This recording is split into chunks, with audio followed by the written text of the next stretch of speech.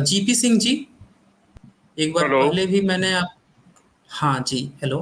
नमस्कार अजीत जी, जी। नमस्कार नमस्कार, बताएं बताएं। अमित जी को भी नमस्कार। हाँ सर, नमस्कार सर, नमस्कार। अजीत जी, पिछली बारी आपसे एक बारी बात हुई थी, हम्म। तो आपने वो मॉर्निंग स्टार आए हुए थे शायद मेरे साथ स्क्रीन पे। मॉर्निंग स्टार, और हाँ आपने बताया था दयानंद सरस्वती जो है वो छोड़ के वहां से भाग गए थे। तो उसमें आपने कहा था कि उनकी थोड़ी डिटेल चाहिए जी। कि किस सब्जेक्ट पे डिस्कशन हुई थी और क्या हुआ था। हम्म। तो उसमें उनकी 3 बारी डिस्कशन हुई थी, जैसे मैंने पहले बताया था आपको। जी। और तीनों बारी स्वामीनाथन जी जवाब नहीं दे पाए थे उनकी बातों का। हम्म। वो तीन टॉपिक थे। पहली बारी जब उनकी डिस्कशन हुई तो ये टॉपिक था कि जगत को किसने बनाया है। ओके। दूसरी बारी ये टॉपिक था वेदों की रचना ईश्वरीय है या मनुष्य द्वारा की गई है। और हम्म। तीसरी बारी मुक्ति के कॉन्सेप्ट पर बात हुई थी उनकी। ओके। और तीनों बारी जो आपस में उनका शास्त्रार्थ कह लीजिए या जो भी बातचीत कह लीजिए, उसको जो भी नाम दे लीजिए, तो इसमें फिर आखिर में स्वामी जी को कहना पड़ा कि मेरे को जो मालूम था मैंने आपको बता दिया। और हम्म। एक बारी तो इतनी बात हो गई कि उन्होंने खुद से कहा कि हाँ, आप जाइए लोगों को कह दीजिए कि मैं हार गया और आप जीत गई। यानी कि स्वामी जी हार गए और आप जीत गए। हम्म। अच्छा। ये इन्होंने एक किताब यानी नितिन सिंह जी ने जिनके साथ उनकी डिस्कशन हुई थी, उन्होंने हम्म। बाद में लिखी थी।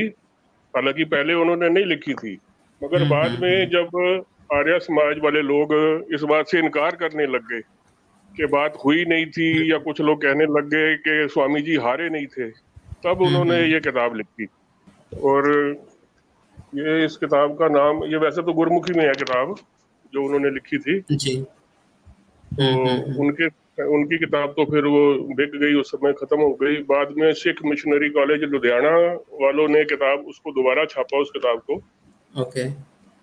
तो मैं बता रहा था कि उस किताब का नाम जो उन्होंने दिया है वो है हम्म। साधु दयानंद और मेरा संवाद। ओके, एक बार फिर से रिपीट कीजिए। साधु दयानंद सा, और मेरा संवाद। साधु दयानंद और मेरा संवाद। हाँ। तो मैंने कहीं देखा, ये हिंदी में तो मेरे को नहीं मिली, गुरमुखी में थी। और इसकी कुछ लोगों ने वीडियो भी बना रखी है जो कि पंजाबी में है, ओके। आपको यूट्यूब पे मिल सकती हैं, जिसमें इनकी जी। बातचीत के बारे में पूछा बताया गया है। अगर आप कुछ इसके बारे में डिटेल कहेंगे तो मैं आपको बताता हूँ। एक्चुअल में जो डिबेट हुई थी वहां पे, तो ये जो सवाल हुआ था ना, इसकी डिटेल्स अगर उस बुक में है, और अगर हिंदी या इंग्लिश में वो बुक होगी तो मैं जरूर उस पर पढ़ना चाहूंगा, क्योंकि गुरुमुखी में तो मुझे नहीं समझ में आता है।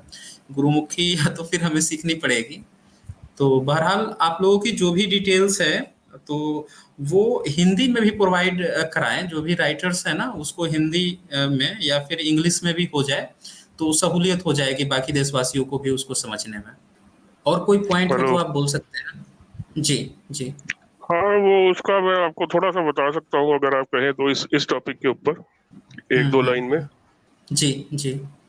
इसमें ये था कि हाँ जी, उन्होंने कहा था कि भाई जैसे जब उनकी बातचीत शुरू हुई कि जगत को किसने पैदा किया है, तो स्वामी जी ने कहा ईश्वर ने। तो उन्होंने पूछा कि ईश्वर ने उनको क्या अपने से पैदा किया है।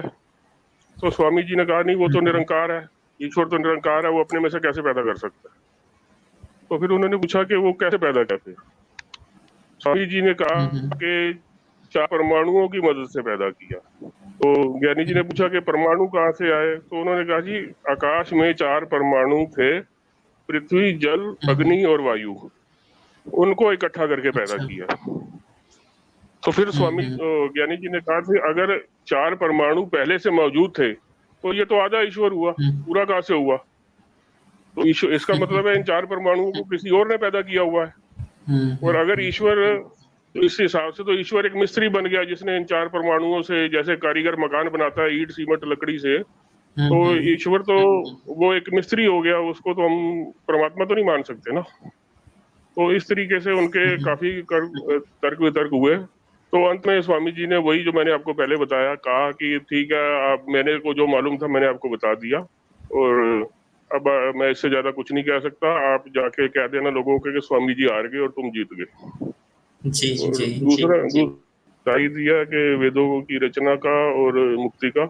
और इसमें एक हुँ, बात मैं आपको और बता दूं, जो इस पुस्तक की प्रस्तावना में लिखी हुई है उन्होंने, वो कहते हैं कि ये इन लोगों का, आर्य समाजियों का शुरू से ही ये चलन रहा है कि जो अपनी, जब ये हार जाती है ना तो उसको मानते नहीं है। और ओके। उन्होंने ढीठ शब्द का इस्तेमाल किया कि ये लोग बड़े ढीठ हैं। हुँ, और हुँ। वो ये कह रहे थे कि ये, उन्होंने जो कहा है कि ये लोग उस बंदे को जिससे ये हार जाते हैं या जो इनका विरोध करता है उसको बदनाम करना शुरू कर देते हैं, उसको, मतलब उनके जानकार लोगों के द्वारा ही उसको घेर के उसको बदनाम करने की कोशिश करते हैं। हुँ, हुँ, हुँ। ये तो बिल्कुल सही बात है। ये तो हमने खुद हाँ, देखा है कि यहाँ पे जितने भी आर्य समाजी हैं, वो गाना तो बहुत गाएँगे, लेकिन हाँ जी, डिबेट की जब बात आती है, तो डिबेट से वो भाग जाते हैं। जी, वैसे तो जी, खूब गाना गाएँगे अपने चैनल पे और डिबेट में भाग जाएँगे और 2-4 आप प्रश्न पूछ लीजिए, तो वो सीधे हँसुए की शादी में खुरपे का गीत गाने लगेंगे।